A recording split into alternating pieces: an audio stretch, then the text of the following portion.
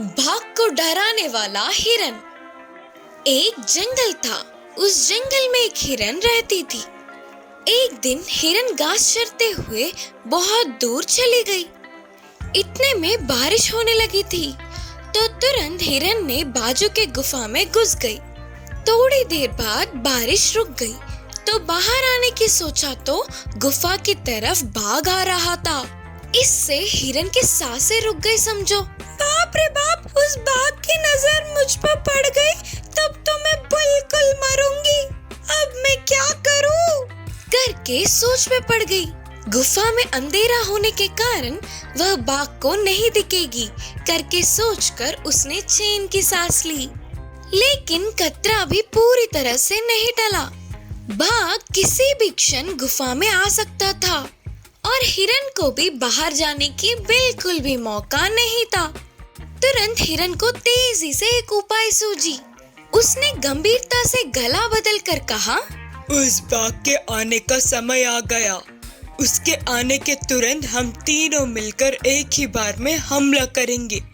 मैं पहले ही बता रहा हूँ, उसका कलेजा तो मैं ही खाऊंगा। अब तक हमने 99 बाघ के कलेजों को खाया है, अब ये एक खाएंगे तो पूरे 100 हो जाएंगे। इन बातों को सुनने वाले बाघ को कुछ भी समझ नहीं आ रहा था। उससे बड़ा कोई और जानवर गुफा में घुसा होगा करके डर गया। अब उधर ज्यादा देर तक रहना ठीक नहीं है करके भागने लगा।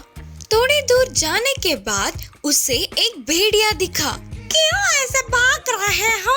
करके भेड़िया ने बाघ से पूछा। उसने गुफा के बाहर से सुने हुए बातें बताया। तो भेड़िया ने कहा, चलो जाकर देखते हैं। बाघ डरते हुए ही मान गया। हिरन ने बाहर आने की सोचा तो तभी उसे बाघ और भेड़िया आते दिखे। तो उसने फिर से गंभीरता से कहा, लगता है यह बाघ तो आने से रहा। तब तक मैं जाकर किसी भेड़िए को देखूंगा। तुम दोनों यही रहो, आज हमें बाघ और भेड़िए के मांस से दावत करनी है। तो बस भेड़िया यह सुनते ही भागने लग गई। उस परेशानी में भेड़िया ने बाघ को धक्का दिया, तो अचानक के उस धक्के से बाघ भी नीचे गिर पड़ा। इस बार बाघ और तेजी से भागने लगा। भेड़िया ने भी उसका पीछा किया। उसके बाद बार बार बच गई करके सोचकर हिरन गुफा से बाहर आकर तेजी से भागकर अपने प्राणों को बचा लिया। फिर कभी उसने गुफा की तरफ जाने का साहस नहीं किया। इस कहानी की शिक्षा है कि अपनी बुद्धि से हम किसी भी मुश्किल का सामना कर सकते हैं। मेंढक की अजीब हरकत। एक जंगल में एक मेंढक और एक चूहा अच्छे दोस्त थे। हर सुबह यह मेंढक तालाब से बाहर निकलकर पास के पेड़ के छाल में रहने वाली चूहे के पास जाकर दोपहर तक उसके साथ मजे से समय बिताकर आता था। ऐसे ही चूहा भी अपने दोस्त के साथ मजे करती थी, उसके आने का इंतजार करती थी। लेकिन ऐसे उन लोगों के बीच भी झगड़े होंगे करके जंगल के किसी ने भी नहीं सोचा था। उनकी दोस्ती दुश्मनी में बदलेगी करके किसने सोचा था? हर रोज मैं तो जा रहा हूँ, लेकिन वह चूहा नहीं आ रही है करके मेंढक का सोचना था। आज दोपहर को घर लौटते समय किसी भी तरह उस चूहे को पाठ पढ़ाना ही होगा। सोचकर मेंढक ने एक अजीब चाल चली। हर रोज की तरह ही अपने दोस्त के पास गया मेंढक। चूहे से मिलकर लौटते समय उसने अपने पैर और चूहे की पूंछ को बांध लिया। फिर उछलते हुए उसके रहने वाले तालाब की तरफ जाने लगा। इतने में चूहे ने तालाब तक पहुंचने से पहले ही उसकी बांधी हुई डोर को काट के तोड़ना चाहा, लेकिन उससे नहीं हो पाया।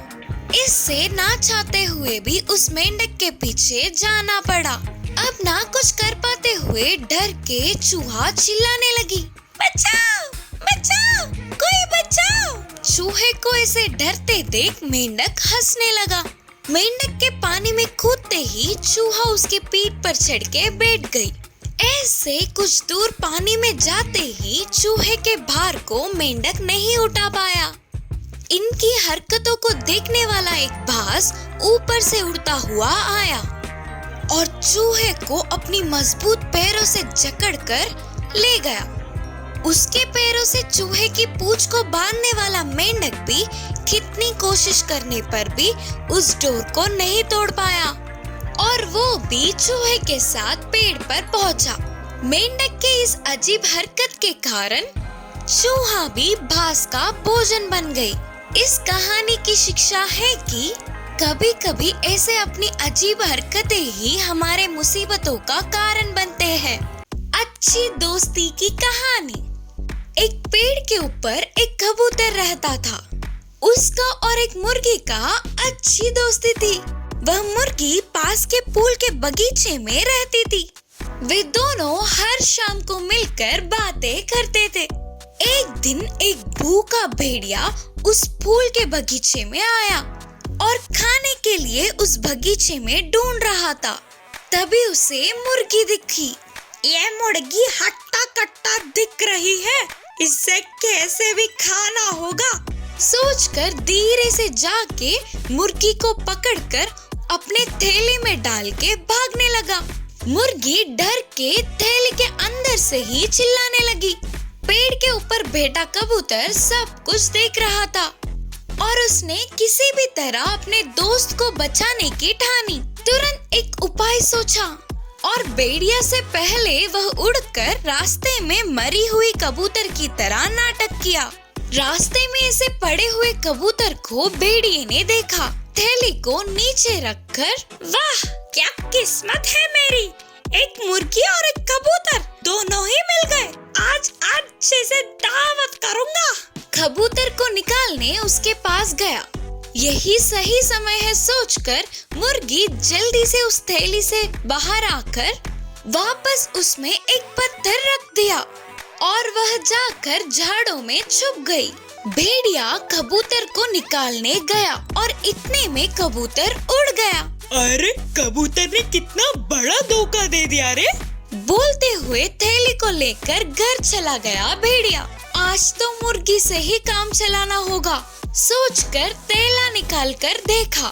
मुर्गी तो नहीं थी पर उसकी जगह एक पत्थर था। अरे ये मुर्गी एक पत्थर में कैसे बदल गया, अब मैं क्या खाऊंगा।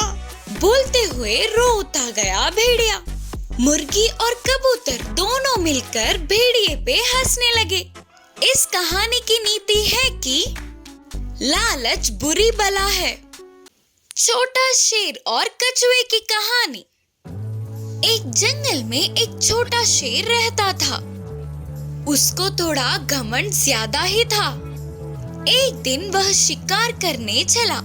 वह ऐसे जा रहा था तो उसे एक कछुआ दिखा। उस छोटे शेर ने पहले कभी कछुए को नहीं देखा। वह छोटा शेर कछुए के पास जाकर पूछा, कौन हो तुम? मैं भी तुम्हारी तरह एक जानवर हूँ, मेरा नाम कछुआ है। उन बातों को सुनते ही छोटे शेर को बहुत गुस्सा आया। मैं इस जंगल का होने वाला राजा हूँ, मैं और तुम एक है क्या? तुरंत वह कछुए ने अपने सिर और पैरों को अंदर कर लिया। छोटा शेर का गुस्सा और भी ज्यादा बढ़ गया। उसने कछुए को अपने पैरों से लात मारा पर उसे कुछ भी नहीं हुआ। उस छोटे शेर ने लकड़ी लेकर मारने लगा, फिर भी कछुए को कुछ भी नहीं हुआ। उसके कुछ भी करने पर कछुए को कुछ भी नहीं होता देख ये तो युवराज का अपमान है सोचकर उस छोटे शेर को और भी ज्यादा गुस्सा आया। इतने में ही उस कछुए को एक अच्छी उपाय मिली। अरे महाराज जी, आप मुझे किसी भी चीज से मार लो, फर्क नहीं पड़ता, पर मुझे पानी में मत फेंकना, मैं तुरंत मर जाऊंगा। छोटा शेर ने सोचा कि कछुए को पानी से डर लगता है। मेरे खिलाफ जाने वाले तुम्हें छोड़ूंगा क्या? अभी तुम्हारा काम करता हूँ। बोलते हुए कछुए को लेकर बाजू की नदी में फेंक दिया। पानी में जाते ही कछुआ डूब गया। कछुआ सांस न ले पाते हुए पानी में मर गया होगा सोचकर छोटा शेर खुश हुआ। कुछ देर बाद पानी में से ऊपर आने वाला कछुआ हंसते हुए बोली, अरे ओ पागल शेर राजा, मैं इस पानी में ही जीती हूँ, अब मुझे कोई कुछ नहीं कर सकता। बोलकर चली गई। कछुए की बुद्धि से छोटा शेर चौंक गया। इस कहानी की शिक्षा है कि नायक को सभी विषयों के बारे में ज्ञात होना चाहिए।